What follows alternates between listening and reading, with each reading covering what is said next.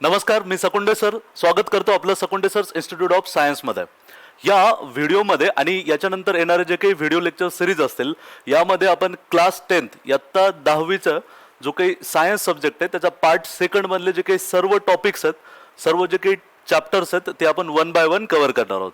चला तर मग पहिल्या चॅप्टरला स्टार्ट करूया आपण. तुमच्या सायन्स पार्ट सेकंड मध्ये जो काही फर्स्ट टॉपिक आहे that is heredity and evolution. जे काही इंग्रजी आणि सेमी मीडियमचे जे काही मुलं आहेत त्यांच्यामध्ये जो काही फर्स्ट टॉपिक आहे सायन्स पार्ट सेकंडचा that is heredity and evolution. तर आपल्याला ह्या टॉपिकमध्ये हेरिडिटी म्हणजे काय आणि एव्होल्युशन म्हणजे काय हे अगदी डिटेल बघायचं आहे. सो फर्स्ट ऑफ ऑल आपण बघू शकतो की हेरिडिटी. सो हेरिडिटी म्हणजे काय तर एका जनरेशन मधून एका पिढीमधून दुसऱ्या पिढीमध्ये जे काही गुणधर्म जात आहेत ह्या प्रॉपर्टीला आपण काय म्हणत असतो हेरिडिटी. आणि दुसरी जी काही महत्वाची गोष्ट आहे, चला हेरिडिटीची आपण डेफिनेशन लिहून घेऊया. दी ट्रान्सफर म्हणजे एका पिढीतून दुसऱ्या पिढीमध्ये जाणे. जसं आई वडिलांकडून मुलामध्ये काही गुणधर्म येत असतात. आपण नॉर्मली बोलत असताना म्हणत असतो की हा मुलगा त्याच्या आईवर गेलाय, हा मुलगा वडिलांवर गेलाय. म्हणजे काय तर आई वडिलांची जी काही गुणधर्म आहे, आई वडिलांचे जे काही कॅरेक्टर आहे हे त्या मुलामध्ये येत असतात. त्यालाच आपण काय म्हणत असतो बेटा हेरिडिटी म्हणत असतो. त्याचे डेफिनेशन कशी लिहिता येईल the transfer of character. Transfer of what character. Character म्हणजे इथं आपण त्याला गुणधर्म म्हणू शकतो. The transfer of character from parent generation to offspring generation असं म्हणलं तरी चालेल. पॅरेंट जनरेशन म्हणजे आई वडिलांची जी काही पिढी आहे, parent generation to offspring. Offspring म्हणजे त्यांची जी काही मूलबाळाची जी काही पिढी असते, दुसरी जी काही पिढी आहे त्याला आपण ऑफस्प्रिंग जनरेशन असं म्हणत असतो. So transfer of what character from where to where parent generation to offspring generation is called as what it is called as is called as heredity. त्यालाच आपण काय म्हणतो बेटा हेरिडिटी. आणि नीट लक्षात घ्या आई वडिलांकडनं मुलामध्ये गुणधर्म जात असतात पण ते जसेचे तसे जात नाही, थोडेसे बदलून जात असतात. म्हणजे काय जसे आई वडील असतात तसेच एक्झॅक्ट त्यांची कार्बन कॉपी झेरॉक्स कॉपी त्यांचे मुलं नसतात. थोडासा त्यांच्यामध्ये बदल झालेला असतो. का कारण ही जी काही माहिती जाते, ही जी काही गुणधर्माची माहिती जाते एका पिढीतून दुसऱ्या पिढीमध्ये. एक अगदी मी जे काही सांगतोय, जे काही कन्सेप्ट सांगतोय त्या तुम्हाला अतिशय महत्वाने लक्ष देऊन ऐकायच्यात जेणेकरून तुमच्या कन्सेप्ट क्लिअर होतील. सो काय बघतोय आपण हेरिडिटी. ट्रान्सफर बघतोय आपण कशाचा तर कॅरेक्टरचा. कुठून कुठं तर पॅरेंट जनरेशन कडून ऑफस्प्रिंग जनरेशन कडे. यालाच आपण काय म्हणलं हेरिडिटी. बट मी काय सांगतोय तर हे जे काही गुणधर्म एका पिढीतून दुसऱ्या पिढीमध्ये जात असतात हे जसेचे तसे जात नसतात, थोडासा बदल घडून येत असतो. म्हणजे प्रत्येक पिढीमध्ये थोडासा बदल होत असतो. हे जे काही गुणधर्म ट्रान्समिट होणार आहे एका जनरेशन टू नेक्स्ट जनरेशन पर्यंत त्याच्यामध्ये थोडासा बदल होत असतो आणि ह्याच बदलाला आपण काय म्हणत असतो तर इव्होल्युशन म्हणत असतो. बट नीट लक्षात घ्या हे जे काही दोन्हीही कन्सेप्ट आहेत हेरिडिटी आणि इव्होल्युशन ह्या दोन्ही गोष्टी तुम्हाला तेव्हाच समजतील ज्या वेळेस तुम्हाला डीएनए काय असतो हे माहीत असलं पाहिजे. म्हणजे ह्या दोन्ही ज्या काही कन्सेप्ट आहेत ह्या कशाशी रिलेटेड आहे तर ह्या रिलेटेड आहेत डीएनए से. तुम्ही क्लास 8 मध्ये क्लास 9 मध्ये ह्या सगळ्या गोष्टी बघितल्या असतील. बट स्टील आपण थोडंसं चॅप्टरला जे काही लागणारं बेसिक आहे ते सुरुवातीला बघणार आहोत. मी तुम्हाला ऑलरेडी सांगितलं की कुठले कुठले पॉईंट्स आपण ह्या टॉपिकमध्ये कव्हर करणार आहोत, ह्या लेक्चरमध्ये कव्हर करणार आहोत. तर सगळ्यात पहिल्यांदा introduction to chapter. So fine आपण इंट्रोडक्शन बघितलं की ह्या चॅप्टरमध्ये आपल्याला नेमकं काय बघायचंय, हेरिडिटी बघायची आणि इव्होल्युशन बघायचंय. फाईन. त्याच्यानंतर बेसिक्स ऑफ दिस चॅप्टर म्हणजे काय तर ह्या चॅप्टरला समजण्यासाठी तुम्हाला कुठल्या गोष्टी अगदी महत्वाच्या कळल्या पाहिजे. तर तुम्हाला सेल माहित असणं गरजेचे. आणि दुसरा सगळ्यात महत्वाचा सेलचा जो काही पार्ट असतो त्याला आपण डीएनए म्हणतो बेटा. तो डीएनए तुम्हाला कळणं गरजेचं आहे, डीएनएचं स्ट्रक्चर कळणं गरजेचं आहे. तेव्हाच तुम्हाला हेरिडिटी आणि इव्होल्युशन हे समजणार आहे. कारण ह्या दोन्ही कन्सेप्ट मी आता सांगितलं, ह्या दोन्ही ज्या काही कन्सेप्ट आहेत कशाचे रिलेटेड आहे तर बेटा they are related with what DNA. So DNA काय असतो ते आपल्याला समजून घ्यायचं आहे. ठीक आहे. वन बाय वन आपण बघूया.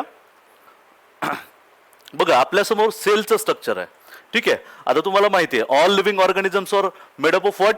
जे काही सगळे सजीव आहे all living organisms. Living organisms म्हणजे काय बेटा सजीव. all living organisms are made up of what कशापासून बनलेले आहेत ते are made up of cell. सगळे जे काही सजीव आहे बेटा ते सेल पासून बनलेले. आणि इथं तुम्हाला ॲनिमल सेल मी इथं डायग्राम दिलेले तुम्ही बघू शकता. इथं वेगवेगळे ऑर्गन्स दिसत आहेत तुम्हाला. बघा हा जो काही ऑर्गन आहे तुम्ही इथं बघू शकता. This is mitochondria. तुम्हाला माहिती आहे power house of cell. Fine. इथं एंडोप्लाझ्मिक रेटिक्युलम दिसतोय तुम्हाला. त्याच्यानंतर गॉल्जी कॉम्प्लेक्स किंवा गॉल्जी ॲपरेटस दिसते. वेगवेगळे ऑर्गन्स दिसत आहेत जसं परॉक्झिझोम्स असेल. त्याच्यानंतर सेंट्रिओल दिसतोय, सेंट्रोझोम्स दिसत आहेत, वेगवेगळे अवयव आहे. पण आपल्याला सगळ्यात महत्त्वाचा जो काही अवयव आहे त्याच्यावर फोकस करायचा आहे. तुम्ही इकडे लक्ष दिलं पाहिजे. हा जो काही सेलच्या अगदी मध्यभागी जो काही अवयव आहे त्याला आपण न्यूक्लियस म्हणत असतो बेटा. काय म्हणत असतो? This is called as what? Nucleus. आणि नीट लक्षात घ्या सेल असते, सेलमध्ये न्यूक्लियस असणार आहे हे तुम्ही बघितलं आता. लक्षात आलंय? न्यूक्लियस अतिशय महत्वाचा पार्ट असतो. नीट लक्षात घ्या. न्यूक्लियसलाच आपण काय म्हणतो बेटा? Brain of cell. Brain of cell म्हणजे काय? तर जसं आपण बघतो आपली जी काही पूर्ण बॉडी आहे ह्या बॉडीमध्ये जे काही ऍक्शन्स होतील, आपण जे काही फंक्शन्स करणार आहोत, जे काही कार्य आपण करणार आहोत, जे काही क्रिया आपण करणार आहोत, ह्या सगळ्या क्रियाला कोण कंट्रोल करतोय? तर आपला ब्रेन कंट्रोल करतोय. येस और नो? एक्झॅक्टली. सो ही जी काही सेल आहे तसंच ही सेल काय काम करणार आहे, कुठलं फंक्शन करणार आहे हे सगळं कोण ठरवत असतो? तर बेटा न्यूक्लियस ठरवत असतो. म्हणून त्याला आपण ब्रेन ऑफ सेल म्हणलं. आणि ह्याच न्यूक्लियसमध्ये आपला जो काही मॉलिक्यूल आहे दॅट इज डीएनए, आपला जो काही ह्या लेक्चरचा हिरो असणार आहे तो डीएनए असणार आहे. सो ह्या डीएनएचं लोकेशन तुम्हाला कळलं पाहिजे. कुठं असतो डीएनए? प्रत्येक सेलमध्ये, प्रत्येक सेलच्या न्यूक्लियसमध्ये. आणि न्यूक्लियसमध्ये कोण सापडणार आहे? तर डीएनए सापडणार आहे. आणि ह्याच डीएनएच्या स्ट्रक्चर बद्दल आपल्याला डिटेलमध्ये बघायचं आहे. सो हे तुम्हाला समजलं असेल. त्याच्यानंतर नेक्स्ट पार्ट बघा. मी हेच ज्या काही गोष्टी आता सांगितल्या ते तुमच्यासाठी परत एकदा सांगतोय. बघा ही एक सेल आहे. सेलच्या आतमध्ये दिसतोय तुम्हाला न्यूक्लियस. ह्या न्यूक्लियसला थोडंसं झूम करून आपण ड्रॉ केलेलं आहे बेटा. फाईन. बघा हा न्यूक्लियस. आणि न्यूक्लियसच्या मध्ये काय असतात? तर क्रोमोझोम्स असतात. What this structure? It is called as what? Chromosome. आता बऱ्याचदा मुलं क्रोमोझोम आणि क्रोमोझोम वर कोण असतो? तर डीएनए असतो बेटा. क्रोमोझोमवर कोण असणार आहे? डीएनए. आता बघितलं आपण काय? परत एकदा सांगतोय. सेल, सेलच्या आतमध्ये न्यूक्लियस, न्यूक्लियसच्या आतमध्ये असतात क्रोमोझोम्स. हे जे काही एक्स शेप स्ट्रक्चर दिसतंय तुम्हाला this is nothing but what? Chromosome. आणि क्रोमोझोमवर कोण असणार आहे? तर डीएनए. बऱ्याचदा मुलांना कन्फ्युजन होतं की डीएनए वर क्रोमोझोम असतो की क्रोमोझोम मध्ये डीएनए असतो. ठीक आहे, हे कन्फ्युजन मी तुम्हाला दूर करतो. बघा जो काही डीएनए असणार आहे बेटा, जो काही आपल्या शरीरामध्ये डीएनए असणार आहे हा एक थ्रेड फॉर्म मध्ये असतो. याला आपण धाग्याच्या स्वरूपात असतो असं म्हणू शकतो. थ्रेड फॉर्म मध्ये तो डीएनए असणार आहे. लक्षात आलंय? धाग्याच्या स्वरूपात डीएनए असतो. आणि नीट लक्षात घ्या हा जो काही डीएनए हा जवळपास आपल्या सेलमध्ये जो काही डीएनए असतो तो जवळपास 7 फूट किंवा त्याला आपण इंग्लिशमध्ये फीट म्हणू शकतो. जवळपास 7 फीट तो लांब असतो. आता मला तुम्ही सांगा सेल डोळ्याने दिसत नाही.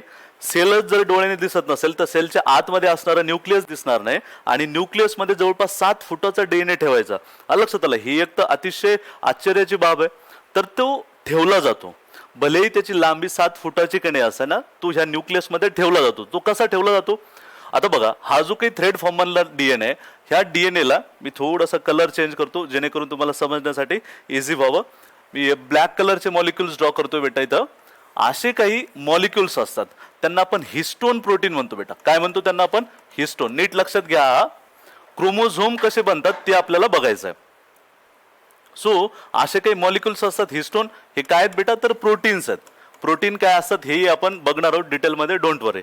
चॅप्टर नंबर 3 मध्ये आपल्याला ते बघायचं आहे. सो ह्या हिस्टोनवर आपला जो काही डीएनए तो असा गुंडाळला जात असतो. आणि नंतर जे काही स्ट्रक्चर बनतं यालाच तर आपण काय म्हणत असतो बेटा? This structure it is called as what? Chromosome. यालाच आपण काय म्हणत असतो? तर क्रोमोझोम असं म्हणत असतो. येतंय? लक्षात येतंय? फाईन. म्हणजे काय?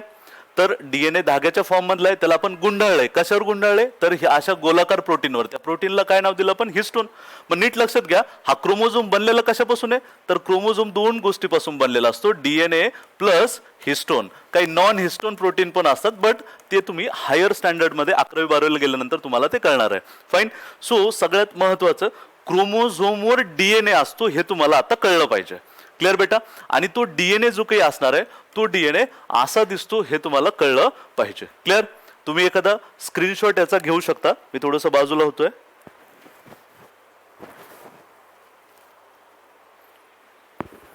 ओके फाईन बेटा.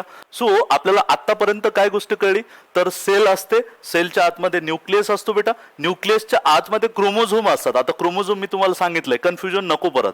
क्रोमोझोम बनलेले कशापासून असतात तर दोन गोष्टीपासून. एक तर छोटे छोटेसे बॉल लाईक मॉलिक्युल्स असतात, त्याला आपण काय म्हणलं हिस्टोन. त्या हिस्टोनवर डीएनए गुंडाळलेला असतो आणि त्याच्यानंतर जे काही एक्स लाईक स्ट्रक्चर बनतं त्यालाच आपण काय म्हणलं बेटा क्रोमोझोम. हवं तर आपण त्याला एक आणखी असंही ड्रॉ करू शकतो. फाईन. ओके बेटा. सो हा जो काही एक्स लाईक स्ट्रक्चर आहे याला आपण क्रोमोझोम म्हणतो आणि त्या क्रोमोझोमवर कोण असणार बेटा तर डीएनए असणार आहे. आलं लक्षात आलंय? आणि नीट लक्षात घ्या, आणखी एक नवीन कन्सेप्ट मी इथे इंट्रोड्यूस करतो. डीएनएचा जो काही छोटासा पार्ट असतो त्याला आपण जीन म्हणत असतो बेटा. सो जीन परत एक कन्सेप्ट मी इंट्रोड्यूस करतोय, तुम्हाला लक्षात घ्यायचं, आपण बेसिक डिस्कस करतोय.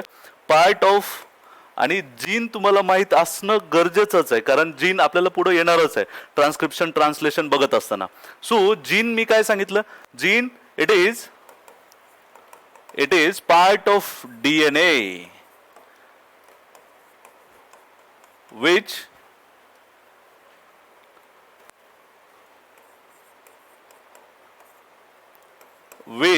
codes for protein म्हणजे डीएनएचा असा पार्ट जो प्रोटीन तयार करण्यासाठी मदत करतोय त्याला आपण काय म्हणलं बेटा तर जीन म्हणलं. आणि जीन कुठं असते तर डीएनए वर असते, हे लक्षात घेणं गरजेचं आहे.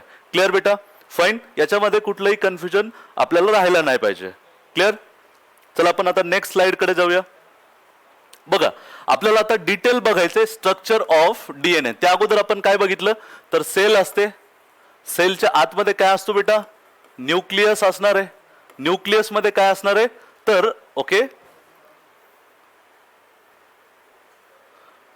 न्यूक्लियसच्या आतमध्ये असणारे क्रोमोझोम्स असतील. काय असतील बेटा क्रोमोझोम्स. आणि क्रोमोझोम्स वर कोण असणार आहे तर आपला डीएनए असणार आहे. आणि ह्या डीएनए मध्ये कोण असणार आहे तर जीन असणार आहे. ही जी काही सिक्वेन्स आहे ही सिक्वेन्स तुम्हाला माहित असली पाहिजे, हे लक्षात घ्या.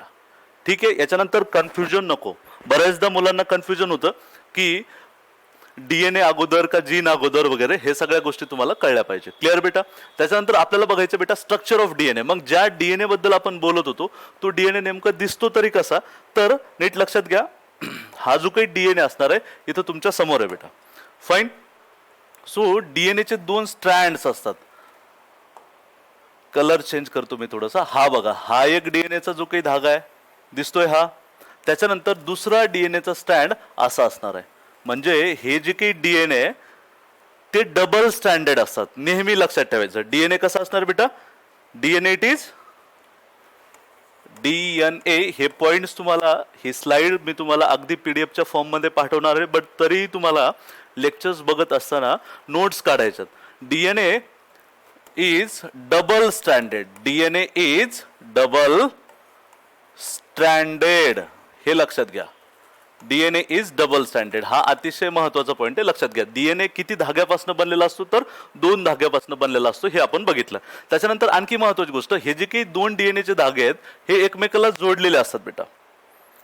येते लक्षात येतं? हे डीएनएचे जे काही 2 धागे एकमेकाला असे जोडलेले असतात, हे तुम्हाला लक्षात घ्यायचं आहे. ठीक आहे बेटा? तर याचं अगदी डिटेल स्ट्रक्चर आपण बघणार आहोत. हे बघा, जे काही डीएनएचे 2 स्ट्रँड्स आहेत, सपोज फॉर एक्झाम्पल हा एक डीएनएचा धागा आहे आणि त्याच्यानंतर दुसरा हा डीएनएचा धागा असा असणार आहे. क्लिअर बेटा? सो हे जे काही डीएनएचं स्ट्रक्चर असणार आहे याला आपण हेलिकल स्ट्रक्चर असं म्हणत असतो. काय म्हणत असतो? डीएनएचं जे काही असं स्ट्रक्चर आहे, 2 स्ट्रँड एकमेकावर गुंडाळलेले, त्याला आपण काय म्हणतो बेटा हेलिकल स्ट्रक्चर. त्याच्या अगोदर एक समजून घ्या, हे जे काही डीएनए असणार बेटा, सो प्रत्येक जो काही स्ट्रँड आहे तो अशा छोट्या छोट्या मॉलिक्यूल पासून बनलेला आहे बेटा. नीट लक्षात घ्या. जशी आपली फुलाची माळ वगैरे असते किंवा मोत्याची माळ असते, त्याच्यामध्ये जसे छोटे छोटेसे मॉलिक्युल्स असतात तसाच डीएनएचा जो काही प्रत्येक धागा आहे तो असा बनलेला असतो ह्या छोट्या छोट्या मॉलिक्यूल पासून. तसंच दुसरा जो काही धागा असणार आहे, मी याला थोडासा कलर चेंज करून ड्रॉ करतो बेटा. ठीक आहे? दुसरा धागाही अशाच काही मॉलिक्यूल पासून बनलेला असणार आहे. आणि विशेष म्हणजे हे जे काही मॉलिक्युल्स आहे, मी तुम्हाला आता सांगितलं, हे जे काही मॉलिक्युल्स आहे याला आपण न्यूक्लिओटाइड म्हणलं. काय म्हणलं बेटा? न्यूक्लिओटाइड. नीट लक्षात घ्या. मग आता तुम्हाला कळलं असेल की डीएनएचा जो काही धागा आहे अशा छोट्या छोट्या मॉलिक्यूल पासून बनलेला असतो. त्या प्रत्येक मॉलिक्यूलला आपण काय म्हणतो बेटा? तर न्यूक्लिओटाइड असं आपण त्याला म्हणत असतो. आणि हे न्यूक्लिओटाइड विशेष म्हणजे नीट लक्षात घ्या, हे न्यूक्लिओटाइड एकमेकाला असे बॉन्डनी जोडलेले असतात. आलंय का? लक्षात आलंय का? येस और नो? फाईन. हे असे एकमेकाला जोडलेले असणार आहे. क्लिअर बेटा? तसं हे तुम्हाला स्ट्रक्चर दिसतंय. इथं जे काही जोडलेलं दिसतंय बेटा, ॲडेनाइन काय असणार आहे, थायमिन काय असणार आहे, हे अगदी आपण डिटेलमध्ये बघणार आहोत. डोंट वरी. फक्त आतापर्यंत तुम्हाला एकच गोष्ट लक्षात ठेवायची, काय तर डीएनए हा 2 स्टँड पासून बनलेला असतो, 2 धाग्यापासून बनलेला असतो. आणि त्याच्यातला प्रत्येक धागा हा छोट्या छोट्या अशा मॉलिक्यूल पासून बनलेला आहे. हे जे काही मॉलिक्युल्स तुम्हाला दिसत आहे, हे मॉलिक्युल्स ह्या मॉलिक्युल्सला आपण काय म्हणतो? ह्या छोट्याशा घटकाला काय म्हणतो आपण? न्यूक्लिओटाइड. म्हणजे डीएनए कशापासून बनलेला आहे असं जर स्टेटमेंट आपल्याला द्यायचं जर झालं तर आपल्याला कळलं पाहिजे की DNA is made up of किंवा strands of DNA are made up of what? कशापासून बनलेलं आहे? न्यूक्लिओटाइड. कशापासून बनलेलं बेटा? तर ते स्ट्रँड न्यूक्लिओटाइड पासून बनलेले असतात. हे तुम्हाला लक्षात घ्यायचं आहे. क्लिअर बेटा? आता न्यूक्लिओटाइड कशा असतात, किती प्रकारचे असतात, ठीक आहे, या डीएनए मध्ये त्यांची रचना कशी असते, त्यांचं स्ट्रक्चर कसं असणार ते आपण बघणार आहोत डिटेलमध्ये. डोंट वरी. ठीक आहे. सो आतापर्यंत आपण हे गोष्टी बघितल्या. परत एकदा सांगतोय, डीएनएचे स्ट्रँड डीएनए जो काही असतो तो 2 स्ट्रँड पासून बनलेला असतो. आणि प्रत्येक जो काही डीएनएचा एक धागा आहे, स्ट्रँड आहे, तो बनलेला कशापासून असतो बेटा? न्यूक्लिओटाइड पासून. ठीक आहे. इतपत क्लिअर बेटा? फाईन. ओके. चला नेक्स्ट स्लाइडला आपण जाऊया. सो मी अगदी डिटेलमध्ये तुम्हाला सांगणार आहे. आता आपण बघितलं होतं की जो काही डीएनए आहे बेटा, तो अशा 2 डीएनएच्या स्ट्रँड पासून बनलेला आहे. परत आणखी महत्वाची गोष्ट, इथं काय असतात तर छोटे छोटेसे असे मॉलिक्युल्स असतात. हे मी तुम्हाला सांगितलं. हा एक डीएनएचा स्ट्रँड आहे. फाईन. त्याच्यानंतर जो काही दुसरा डीएनएचा स्ट्रँड असतो तो आपण असा ड्रॉ केला होता. ठीक आहे. हे तुम्हाला लक्षात घ्यायचं आहे. दुसरी महत्वाची गोष्ट, मी तुम्हाला सांगितलं होतं की हा जो काही मॉलिक्यूल आहे बेटा, हा जो काही मॉलिक्यूल आहे, ह्या मॉलिक्यूलला आपण काय म्हणलं होतं? तर डीएनए ज्यापासून बनलेला असतो त्याला आपण न्यूक्लिओटाइड म्हणलं होतं. काय म्हणलं होतं बेटा? न्यूक्लिओटाइड. आणि नीट लक्षात घ्या, हा जो काही न्यूक्लिओटाइड असतो किंवा हे जे काही न्यूक्लिओटाइड आहे, हे पुन्हा 3 गोष्टीपासून बनलेले असते. आलं लक्षात आलं का? फाईन. पहिली सगळ्यात महत्वाची गोष्ट, तर एक फॉस्फेट ग्रुप असणार आहे. डोंट वरी, घाबरू नका, मी तुम्हाला डायग्राम पण दाखवणार आहे. सो न्यूक्लिओटाइड 3 घटकापासून बनलेले आहे. पहिला घटक काय असतो बेटा? Phosphate group. ठीक आहे. दुसरी जे काही असणार आहे याच्यामध्ये पेंटो शुगर असते, म्हणजे 5 कार्बनची शुगर असणार आहे. ठीक आहे. स्ट्रक्चर आपण बघूया डिटेलमध्ये. Don't worry. क्लिअर. आणि तिसरी महत्वाची गोष्ट जी काही असणार आहे तर नायट्रोजन बेस, म्हणजे ह्या 3 स्ट्रक्चर पासून, पहिलं स्ट्रक्चर कुठलं आहे बेटा? तर फॉस्फेट ग्रुप. दुसरं स्ट्रक्चर कुठलं आहे? तर पेंटो शुगर. आणि तिसरं स्ट्रक्चर कुठलं आहे? तर नायट्रोजन बेस. ह्या तिन्ही स्ट्रक्चर पासून काय बनणार आहे? तर न्यूक्लिओटाइड बनत असते. आणि न्यूक्लिओटाइड बऱ्याचशा एकत्रित आल्यानंतर वाटलंच तर आपण लिहू शकतो. काय लिहू शकतो बेटा? Chain of nucleotide. खूप सारे न्यूक्लिओटाइड एकत्रित आल्यानंतर काय बनलं? मी आताच सांगितलं होतं तुम्हाला, डीएनए. काय बनत असतो बेटा? डीएनए. इंटर्न आपण काय बघितलं? डीएनए बनलेला असतो न्यूक्लिओटाइड पासून. न्यूक्लिओटाइड पुन्हा 3 छोट्या छोट्या सब पार्टिकल पासून बनलेला आहे. एकतर फॉस्फेट ग्रुप, पेंटो शुगर आणि नायट्रोजन बेस. हे तुम्हाला लक्षात घ्यायचं. क्लिअर बेटा? त्याच्यानंतर आणखी महत्वाची गोष्ट लक्षात घ्या, आपण हवं तर न्यूक्लिओटाइडचं स्ट्रक्चर बघू शकतो. हे बघा, तुमच्या समोर मी न्यूक्लिओटाइडचं स्ट्रक्चर ड्रॉ केलेलं आहे. सो इथं तुम्ही बघू शकता. बघा, न्यूक्लिओटाइड बनलेले कशापासून? मी आता सांगितलं तुम्हाला 3 गोष्टीपासून. पहिली गोष्ट, फॉस्फेट ग्रुप प्रेझेंट असतो असा. ठीक आहे. दुसरी महत्वाची गोष्ट, मी आता सांगितलं होतं तुम्हाला, पेंटो शुगर प्रेझेंट असते 5 कार्बनची. हे बघा, इथे एक कार्बन आणि हा एक कार्बन. लक्षात आलंय? म्हणजे carbon number 1, carbon number 2, carbon number 3, carbon number 4 आणि कार्बन नंबर 5. 5 कार्बनची बनलेले, म्हणून आपण त्याला काय म्हणत असतो बेटा? तर पेंटोज शुगर म्हणत असतो. क्लिअर. आता नीट लक्षात घ्या, ह्या पेंटोज शुगरच्या पहिल्या कार्बन सोबत काय जोडलेलं आहे, तर नायट्रोजनस बेस जोडलेले. नायट्रोजनस बेस तुम्हाला फक्त एवढं लक्षात ठेवायचं, तुम्ही जेव्हा 11वीला जाणार आहात तेव्हा एक सेपरेट मॉलिक्यूल आहे, त्या मॉलिक्यूल सेपरेट एक चॅप्टर आहे बायोमॉलिक्युल्स नावाचं, तिथं तुम्ही हे स्ट्रक्चर अगदी डिटेल बघणार आहात. No issue. सो ह्या शुगरच्या, ही जी काही मराठीमध्ये त्याला आपण शर्करा म्हणत असतो बेटा. सो ही जी काही शुगर आहे त्या शुगरच्या कार्बन नंबर फर्स्ट वर काय ऍड केलेले असते बेटा, तर नायट्रोजनस बेस. नायट्रोजनस बेसला तुम्ही कसं लक्षात ठेवणार आहात, तर नायट्रोजन असणारा जो काही कंपाऊंड आहे त्याला तुम्ही काय म्हणा बेटा, नायट्रोजन. नायट्रोजनस बेस तुम्ही त्याला म्हणू शकता, हे लक्षात घ्यायचं आहे तुम्हाला. क्लिअर. सो तिसरं जे काही स्ट्रक्चर आहे आपलं, दुसरं स्ट्रक्चर कुठलं आहे, तर शुगर, पहिलं पेंटोज आणि तिसरं काय असणार आहे तर नायट्रोजन बेस. आणि या तिघांना मिळून एकत्रित आपण काय म्हणत असतो, तर न्यूक्लियोटाइड असं आपण त्याला म्हणत असतो. अगदी आता तुम्हाला क्लिअर झालं पाहिजे की न्यूक्लियोटाइड म्हणजे काय. क्लिअर बेटा. त्याच्यानंतर एक आणखी छोटीशी कन्सेप्ट मी इथे इंट्रोड्यूस करणार आहे. एक आणखी कन्सेप्ट असते, बऱ्याचदा मुलांना तिथेही कन्फ्युजन होतं, न्यूक्लियोसाइड म्हणजे काय. न्यूक्लियोसाइड म्हणजे काय बघा, जर फक्त नायट्रोजनस बेस आणि शुगर जर एकत्रित जर आले तर ह्या स्ट्रक्चरला बेटा आपण न्यूक्लियोसाइड म्हणू शकतो. म्हणजे न्यूक्लियोसाइड म्हणजे काय, तर sugar plus nitrogenous base. Sugar plus nitrogenous base म्हणजे याच्यामध्ये जर हे दोन मॉलिक्यूल एकत्रित आले तर काय बनवत असतात, न्यूक्लियोसाइड. म्हणजे न्यूक्लियोसाइड मध्ये काय ॲब्सेंट असतो बेटा, हे लक्षात घ्यायचंय तुम्हाला.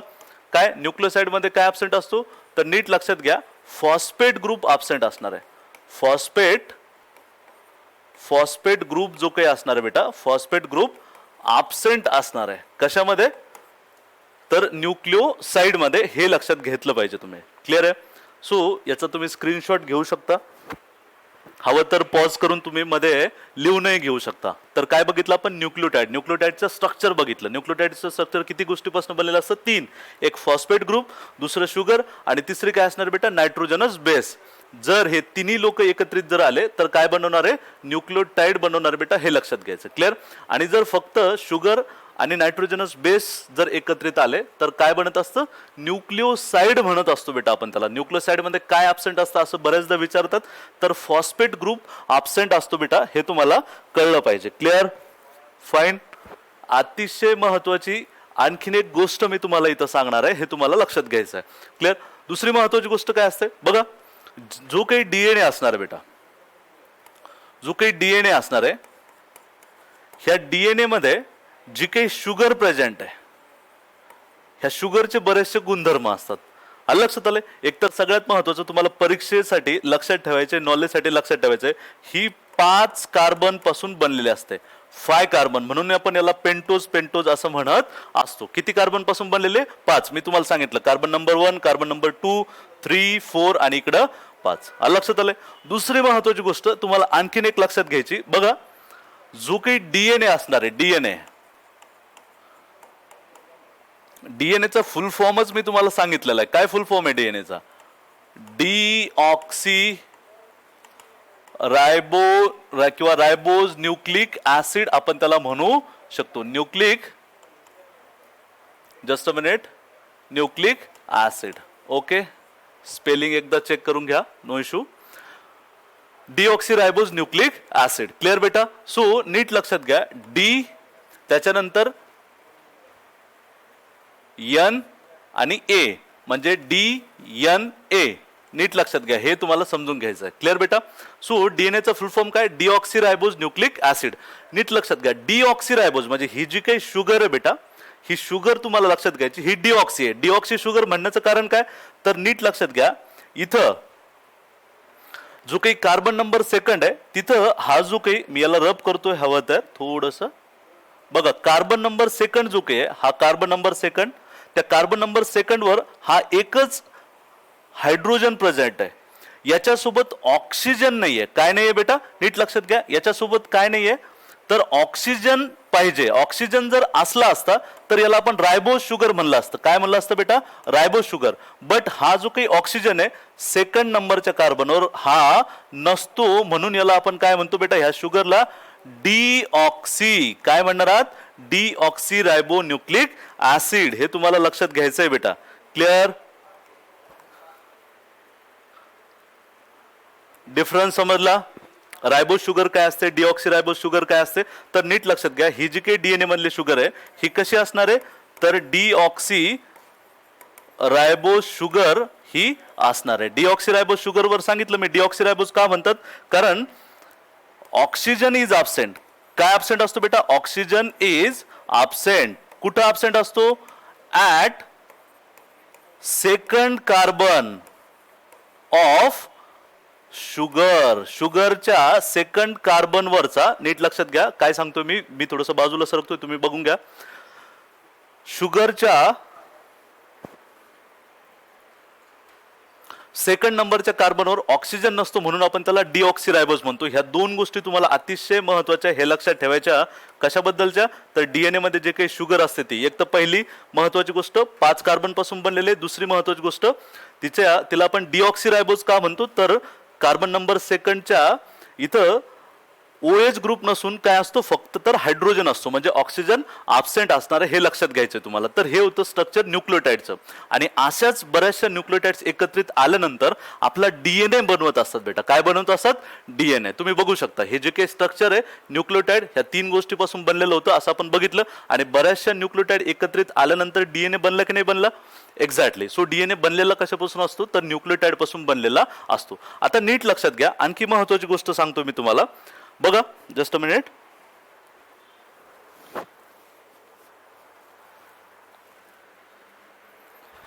बघा, ह्या जे काही न्यूक्लियोटाइड्स असतात ह्या जवळपास 4 टाईपच्या असतात. टाइप्स ऑफ न्यूक्लियोटाइड इथं लिहितोय मी, नीट लक्षात घ्या. तर ए असते, टी असते, त्याच्यानंतर जी आणि सी असं नॉर्मली तुम्ही लक्षात ठेवायचं. ए म्हणजे ॲडेनिन किंवा ॲडेनाइन पण तुम्ही त्याला म्हणू शकता. टी म्हणजे थायमिन, फाईन बेटा. जी म्हणजे ग्वॅनिन, ग्वॅनाइन पण तुम्ही त्याला म्हणू शकता. आणि सी म्हणजे सायटोसिन. सी म्हणजे काय बेटा, सायटोसिन. ह्या 4 टाईपच्या न्यूक्लियोटाइड असतात बेटा, नीट लक्षात घ्या. आणि ह्या 4 टाईपच्याच न्यूक्लियोटाइड पासून डीएनए बनलेला असतो, अशी वेगळी काही न्यूक्लियोटाइड नसते, हे लक्षात घ्यायचंय तुम्हाला. आणखी एक महत्वाची गोष्ट लक्षात घेतोय, सांगतोय ती तुम्हाला लक्षात घ्यायची बेटा. ठीक है, चलो किस कलर से हाईलाइट कर दूं बेटा, ब्लैक ही इस्तेमाल करता हो. फाइन, ओके, चलो सबका favourite. Okay, suppose for example ह्या डीएनएच्या स्ट्रँड मध्ये जर ॲडेनिन असेल, हा कलर दिसतोय ना, just let me check. Okay, no problem. बघा, जर एका स्ट्रँड मध्ये ॲडेनाइन नावाची न्यूक्लियोटाइड जर असेल तर पुढच्या स्ट्रँड मध्ये तुम्हाला अतिशय महत्वाची गोष्ट लक्षात घ्यायचे, थायमिन असते बेटा. काय असते, थायमिन म्हणजे टी असते. म्हणजे ॲडेनाइन आणि थायमिन जोडी बनवत असतात, एकमेकाला ते जोडलेले असतात, हे नीट लक्षात घ्यायचंय तुम्हाला. क्लिअर बेटा, ठीक आहे. आणि जर एखाद्या स्ट्रँड मध्ये जर इकडं जर, चला इथंच लिहितोय, जर इकडं जर ग्वॅनिन असेल तर समोर तुम्हाला लक्षात घ्यायचंय, समोर काय असणार आहे, तर सायटोसिन असणार आहे. म्हणजे जोडी कोण कोण बनवतोय, नीट लक्षात घ्या. कोण बनवतोय बेटा जोडी, ॲडेनाइन कोणासोबत जोडी तयार करतो, थायमिन सोबत. आणि ग्वॅनाइन कोणासोबत जोडी तयार करतो, तर सायटोसिन सोबत करत असतो, हे तुम्हाला लक्षात घ्यायचंय. क्लिअर बेटा, फाईन, हे लक्षात घ्या. त्याला आपण उलटही सांगू शकतो की सायटोसिन ग्वॅनिन सोबत जोडी तयार करतो आणि थायमिन ॲडेनाइन सोबत, हे एकच असणार आहे. क्लिअर. सपोज फॉर एक्झाम्पल जर इथं ॲडेनाइन असेल तर समोर डोळे झाकून तुम्हाला लक्षात घ्यायचंय, तर काय असणार आहे, थायमिन असणार आहे बेटा. जर इकडं ग्वॅनिन असेल तर समोर असणार आहे सायटोसिन, किंवा इकडं सायटोसिन असेल तर समोर ग्वॅनिन असणार आहे. आणि हे एकमेकाला जोडलेले असतात. इथं मी काहीतरी 2 रेषा ड्रॉ केल्यात बघा, हे लक्षात घ्या. हे बॉन्ड्स आहेत, हे केमिकल बॉन्ड्स आहेत, हे तुम्हाला लक्षात घ्यायचं आहे. क्लिअर आहे. त्या बॉन्डला नाव काय दिलं आपण, हायड्रोजन बॉन्ड. कुठला बॉन्ड दिला बेटा नाव, हायड्रोजन बॉन्ड, हे लक्षात घ्या. फाईन, तुम्हाला लक्षात घेणं गरजेचं आहे. म्हणजे काय, एका स्ट्रँड मधली एक न्यूक्लियोटाइड दुसऱ्या स्ट्रँड मधल्या न्यूक्लियोटाइड सोबत जोडी तयार करते, पेअर फॉर्म करते. लक्षात आलंय. त्या पेअर फॉर्मेशन मध्ये कुठला बॉन्ड बनत असतो, तर बेटा हायड्रोजन बॉन्ड बनत असतो. कुठला बॉन्ड बनलाय बेटा, हायड्रोजन बॉन्ड बनलेला आहे, हे तुम्हाला लक्षात घ्यायचंय. क्लिअर बेटा, फाईन. आणि नीट लक्षात घ्या, ग्वॅनिन आणि सायटोसिन मध्ये 3 रेषा ड्रॉ केल्या मी. याचा अर्थ किती बॉन्ड आहेत, तर 3 बॉन्ड आहे. याला तुम्ही असं म्हणू शकता ट्रिपल हायड्रोजन बॉन्ड म्हणजे ग्वायनिन आणि सायटोसिन हे एकमेकांसोबत जोडी तयार करतायत, पेअर तयार करतायत. किती हायड्रोजन बॉन्डनी? तर ट्रिपल हायड्रोजन बॉन्डनी. आलं लक्षात आलं की बेटा? त्याच्यानंतर तुम्ही आता सांगू शकता ॲडेनिन आणि थायमिन हे 2 रेषेने जोडलेले, याचा अर्थ इथं किती हायड्रोजन बॉन्ड असले पाहिजे बेटा? शाबाश, डबल हायड्रोजन बॉन्ड. काय असले पाहिजे? डबल. मी शॉर्टकट लिहितो याला, डबल हायड्रोजन बॉन्ड. हे तुम्हाला लक्षात घ्यायचं, परीक्षेमध्ये बेटा क्वेश्चन विचारत असतात. इतपत आपण बघितलं. चला काय बघितलं आपण? जो काही डीएनए असतो तो न्यूक्लियोटाइड पासून बनलेला असतो. न्यूक्लियोटाइड पुन्हा 3 गोष्टीपासून बनलेला असतं. एकतर फॉस्फेट ग्रुप, आता आपण डायग्राम मध्ये बघितलं. आलं लक्षात आलं? ही डायग्राम मी तुम्हाला एक्सप्लेन केली अगदी डिटेल. त्याच्यानंतर पेंटो शुगर असते बेटा, शुगर 5 कार्बनचे असते, त्याला डिऑक्सिरायबोज का म्हणायचं हेही आपण बघितलं. त्याच्यानंतर नायट्रोजनस बेस असतात, हे तुम्हाला मी सांगितलं. क्लिअर बेटा? त्याच्यापासून न्यूक्लियोटाइड बनलेले असते आणि खूप साऱ्या न्यूक्लियोटाइड एकत्रित एका जोडले एका धाग्यामध्ये तर त्या डीएनए बनवत असतात. पण आपण बघितलं की किती टाईपचे न्यूक्लियोटाइड्स आहेत आपल्याकडं? तर 4. एकतर ॲडेनिन, थायमिन, ग्वायनिन आणि सायटोसिन. आलं लक्षात आलंय? आणि ह्या न्यूक्लियोटाइड एकमेकांसोबत जोडी तयार करत असतात. म्हणजे ॲडेनिन थायमिन सोबत जोडी तयार करतो आणि दुसरी महत्वाची गोष्ट ग्वायनिन सायटोसिन सोबत करत असतो. आणि ते एकमेकाला कशाने जोडलेले असतात? म्हणजे इथं जे काही बॉन्ड असणार आहे, हे जे काही बॉन्ड असणार आहे बेटा, हे बॉन्ड दुसरे तिसरे काही नसून हायड्रोजन बॉन्ड असणार आहे. काय असणार आहे बेटा? हायड्रोजन बॉन्ड असणार आहे. क्लिअर? आता कन्सेप्ट झाली बेटा क्लिअर? हे तुम्हाला समजलं पाहिजे. त्याच्यानंतर अतिशय महत्वाची एक आणखी मी कन्सेप्ट इथे इंट्रोड्यूस करतोय, ती तुम्हाला लक्षात घ्यायची बेटा. ठीक आहे? कन्सेप्ट कुठली आहे? तर बघा, एका स्ट्रैंड मधले जो कई 2 न्यूक्लियोटाइड है, चलो इसको मैं व्हाइट कलर से हाईलाइट कर देता हूँ बेटा. यह जो कई न्यूक्लियोटाइड, ओ दिख नहीं रहा है ना, चलो ठीक है. एका स्ट्रँड मधले हे जे काही 2 न्यूक्लियोटाइड ही थायमिन असेल किंवा सायटोसिन, ह्या पण ह्या कुठल्या तरी बॉन्डनी जोडलेले असतात. आणि हा जो काही बॉन्ड असतो हा असतो फॉस्फोडायस्टर बॉन्ड. नीट लक्षात घ्या, कुठला बॉन्ड असणार आहे? फॉस्फोडाय ईस्टर बॉन्ड. नीट लक्षात घ्या. एकाच धाग्यामधल्या, आपण काय बघितलं, 2 वेगवेगळ्या धाग्यामधल्या 2 वेगवेगळ्या स्ट्रँड मधल्या न्यूक्लियोटाइड ह्या जोडलेल्या असतात हायड्रोजन बॉन्डनी. बट एका स्ट्रँड मधल्या 2 न्यूक्लियोटाइड कुठल्या बॉन्डनी जोडलेले असतात असं जर प्रश्न आला तर your answer should be what? Phosphodiester bond. हे लक्षात घ्यायचं, हे विसरायचं नाही बेटा. ठीक आहे? इतपत समजलंय सगळ्यांना? क्लिअर? चला इथं आणखी डिटेल मी तुम्हाला सांगतो. हे अगदी मॉलिक्युलर लेवलचं स्ट्रक्चर आहे बेटा, तुम्ही बघू शकता. What it is molecular structure of DNA. बघा इथं तुम्ही बघू शकता, अगदी डिटेल आपण 1 बाय 1 बघणार आहोत, नो इश्यू. हे डीएनएचे 2 स्ट्रँड आहे, एकमेकावर असे गुंडाळलेले असतात, आपण आता डिटेल मध्ये बघितलं. बघा, सपोज कन्सिडर करा हा डीएनएचा एक स्ट्रँड आहे आणि हा दुसरा स्ट्रँड आहे. मी तुम्हाला काय सांगितलं होतं, डीएनएचे जे काही स्ट्रँड आहे बनलेले कशापासून असतात?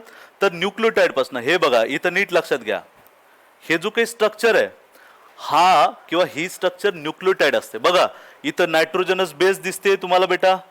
इथं हे मॉलिक्यूल जो काही तो शुगर मॉलिक्यूल आहे, कुठला बेटा? शुगर. आणि हा आहे फॉस्फेट मॉलिक्यूल, कुठला बेटा? तर हा फॉस्फेट मॉलिक्यूल आहे. आणि नीट लक्षात घ्या, ह्या तिघं एकत्रित आल्यानंतर काय बनलं होतं? न्यूक्लियोटाइड. काय बनलं बेटा? न्यूक्लियोटाइड. म्हणजे अशा खूप साऱ्या न्यूक्लियोटाइड. बघा ही न्यूक्लियोटाइड एकत्रित आले, त्याच्यानंतर ही न्यूक्लियोटाइड आली, ही न्यूक्लियोटाइड आली. म्हणजे अशा खूप साऱ्या न्यूक्लियोटाइड जर एकत्रित आल्या तर डीएनएचा एक धागा बनत असतो. आणि अशाच न्यूक्लियोटाइड पासून डीएनएचा दुसरा स्ट्रँड पण बनलेला आहे. येस और नो? येतंय लक्षात? आणि हे जे काही स्ट्रँड्स आहेत बेटा हे एकमेकाला जोडलेले असतात, हे तुम्हाला लक्षात घ्यायचं आहे. क्लिअर? फाईन? समजतंय? आता बघा, हे बघा इथं ॲडेनाइन दिलेलं आहे, तुम्हाला एकदा समजू शकतं. ठीक आहे, मी थोडंसं याला झूम करून ड्रॉ करतोय. फाईन? नीट लक्षात घ्या. ओके बेटा. बघा इथं जर ॲडेनाइन असेल, हे ए म्हणजे काय? हे ए म्हणजे काय बेटा? ॲडेनाइन. क्लिअर? आणि इथं टी म्हणजे काय? तर थायमिन. फाईन. मी तुम्हाला एक बॉन्ड सांगितलं होतं, बघा इथं हे डॉट डॉट डॉट डॉट दिसतायत की नाही, हा जो काही बॉन्ड आहे कुठला आहे बेटा? तर हायड्रोजन बॉन्ड आहे. कुठला बेटा? Hydrogen bond. मी आणखी एक तुम्हाला बॉन्ड सांगितला होता, आठवतंय? म्हणजे नीट लक्षात घ्या. हे बघा, एका स्ट्रँड मधल्या 2 न्यूक्लियोटाइड, सपोज फॉर एक्झाम्पल ही एक न्यूक्लियोटाइड आहे आणि ही एक दुसरी न्यूक्लियोटाइड आहे, हे एकमेकाला जोडलेले असतात. इथं दिसतंय तुम्हाला, ही न्यूक्लियोटाइड ह्या न्यूक्लियोटाइड सोबत जोडलेले असतात. येतं एक लक्षात येतंय का? फाईन बेटा. ही न्यूक्लियोटाइड ह्या न्यूक्लियोटाइड सोबत जोडलेले आहे आणि इथं हा जो काही बॉन्ड बनतोय, हा जो काही बॉन्ड असणार आहे, लक्षात आलंय, म्हणजे शुगर आणि फॉस्फेट मधला ह्या बॉन्डला आपण काय नाव दिलं होतं बेटा? तर याला नाव दिलं होतं आपण फॉस्फोडायस्टर बॉन्ड. काय नाव दिलं याला आपण? फॉस्फोडायस्टर बॉन्ड. क्लिअर? फाईन. हे मॉलिक्युलर स्ट्रक्चर असणार आहे. बघा, ॲडेनाइन कोणासोबत जोडी तयार करते? थायमिन सोबत. तशी ग्वानिन कोणासोबत जोडी तयार करते? सायटोसिन सोबत. हे बघा, जी आणि सी, इथं किती हायड्रोजन बॉन्ड दिसत आहेत? 3 ट्रिपल हायड्रोजन बॉन्ड असणार आहे, हे तुम्हाला लक्षात घ्यायचं आहे. सो इन शॉर्ट आपण काय काय बघितलं? बघा, डीएनएचे जे काही स्ट्रँड्स असतात बेटा, असे 2 स्ट्रँड असणार आहे. क्लिअर? फाईन. प्रत्येक जो काही स्ट्रँड आहे हे कशापासून बनलेला आहे? तर अशा काही मॉलिक्यूल पासून बनलेला असतो, हे लक्षात घ्यायचं आहे. फाईन बेटा. ह्या जे काही मॉलिक्युल्स आहेत त्याला आपण न्यूक्लियोटाइड म्हणलं. काय म्हणलं बेटा? न्यूक्लियोटाइड म्हणलं. न्यूक्लियोटाइड किती असतात? तर 4 असतात. ए, टी, जी आणि सी, अशा 4 न्यूक्लियोटाइड असतात. ॲडेनाइन कोणासोबत जोडी तयार करते? थायमिन सोबत. ग्वानिन कोणासोबत जोडी तयार करते? सायटोसिन सोबत. हे आपण आता डिटेलमध्ये बघितलं. क्लिअर बेटा? फाईन. त्याच्यानंतर दुसरी महत्वाची गोष्ट नीट लक्षात घ्या, ह्या जे काही न्यूक्लियोटाइड्स आहेत ह्या डीएनए बनवणारे, हे तुम्हाला कळलं पाहिजे. दुसरी महत्वाची गोष्ट, ह्या जे काही न्यूक्लियोटाइड बेटा एकमेकाला अशा जोडलेल्या असतात वेगवेगळ्या बॉन्ड्सने. ह्या बॉन्डला आपण नाव दिलं होतं हायड्रोजन बॉन्ड. काय नाव दिलं बेटा? Hydrogen bond. आपण रिवाइज करतोय बेटा. ठीक आहे, हायड्रोजन बॉन्ड हे तुम्हाला माहिती आहे. त्याच्यानंतर दुसरी महत्वाची गोष्ट नीट लक्षात घ्या, एका स्ट्रँड मधल्या 2 न्यूक्लियोटाइड, ह्या जे काही न्यूक्लियोटाइड 1 न्यूक्लियोटाइड 2, ह्याही एका ह्या बॉन्डनी इथं जोडलेल्या. हा जो काही बॉन्ड दिसतोय तुम्हाला, हा जो काही बॉन्ड आहे, हा बॉन्ड कुठला बघितला बेटा आपण? Phosphodiester bond. कुठला बॉन्ड बघितला? Phosphodiester bond. इथपर्यंत आपण डिटेलमध्ये डिस्कशन केलेलं आहे. त्याच्यानंतर आता नीट लक्षात घ्या, आणखी काही डीएनएच्या प्रॉपर्टीज आहे. जसं अँटी पॅरलल नेचर काय असतं तेही आपल्याला बघायचं आहे. अँटी पॅरलल नेचर डीएनएचं काय असतं तेही आपण बघणार आहोत. दुसरी महत्वाची गोष्ट नीट लक्षात घ्या, 3 प्राइम एंड आणि 5 प्राइम एंड डीएनएचे काय असतात हेही आपण बघणार आहोत. आणि त्याच्यानंतर आणखी एक महत्वाची मी गोष्ट सांगितली होती तुम्हाला, नीट लक्षात घ्या, की ज्या काही आपण कन्सेप्ट आपण बघणार आहोत, हेरिडिटी अँड इव्होल्युशन. सो ह्या ज्या काही 2 कन्सेप्ट आहे ह्या डीएनएशी कशा रिलेटेड आहे ते आपल्याला बघायचं आहे. फाईन. मी तुम्हाला ऑलरेडी सांगितलं होतं की जर तुम्हाला हा चॅप्टर जर समजून घ्यायचा असेल तर तुम्हाला डीएनए समजून घेणं अतिशय महत्वाचं आहे, हे अतिशय गरजेचं आहे. जर तुम्हाला डीएनए समजला तर मी सांगतो तुम्हाला हेरिडिटी आणि इव्होल्युशन ह्या तुमच्यासाठी अगदी क्षुल्लक कन्सेप्ट असेल, पण तुम्हाला डीएनए महत्वाचा आहे. लक्षात आलंय? फाईन. डीएनए त्याच्यामुळे अगदी आपण डिटेल बघणार आहोत. त्याचं मॉलिक्युलर स्ट्रक्चर पण आपण डिटेलमध्ये डिस्कस केलंय बेटा. ठीक आहे. त्याच्यानंतर उर्वरित जे काही डीएनए स्ट्रक्चर आहे ही आपण नेक्स्ट लेक्चरमध्ये बघणार आहोत. आणि नेक्स्ट लेक्चरमध्ये मी तुम्हाला डीएनए मध्ये जी काही माहिती असते हेरिडिटी आणि इव्होल्युशनची ती कशी असते ती मी तुम्हाला सांगणार आहे. त्याच्यामुळे नेक्स्ट लेक्चर जे काही असणार आहे ते तुम्ही मिस करू नका. फाईन बेटा. चलो, थँक्यू.